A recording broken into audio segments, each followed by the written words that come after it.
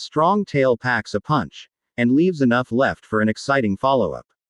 This is one of those books that packs such an emotional weight that I think the best comparison I can make goes back nearly a decade now, to Laurie Breden's Coming Home, which I read circa 2017 or so and was the first book I ever used the term tour de force to describe.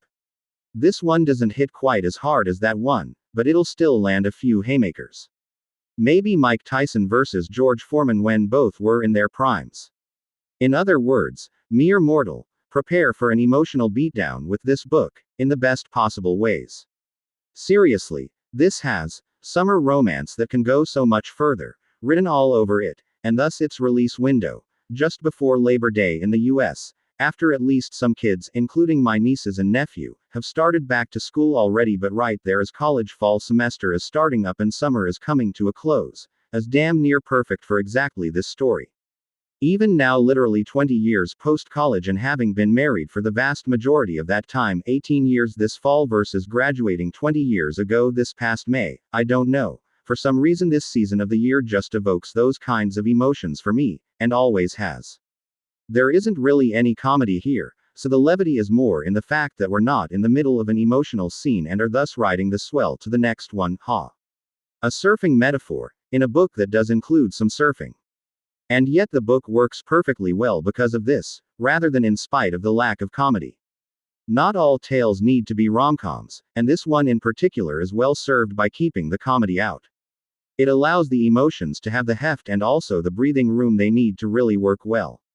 Some may argue that in at least one somewhere between jalapeno and habanero scene that they're only 17. A valid point, in that exact scene.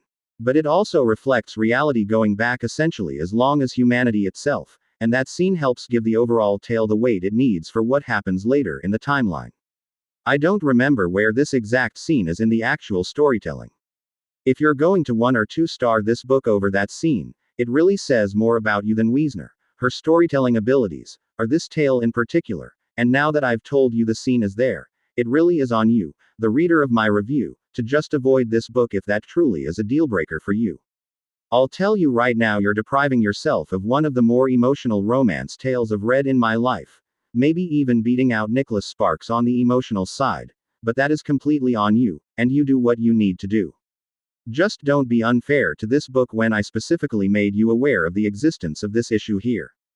Grin. Overall, again, truly one of the more emotional and thus stronger overall romances I've read in quite some time, and even though it leaves a few threads unanswered, it does so in ways that make it clear that they will be explored in Book 2, which I am very excited to get in my hands ASAP. Per Wiesner herself on social media gearing up for the release of this book, that one is titled All the Ways You Break Me and releases in February 2026, roughly 6 months from now. I tell you now that unless Bookucher, the publisher, or Wiesner prevent me from doing so, I will be reviewing that book and on its blog tour as well.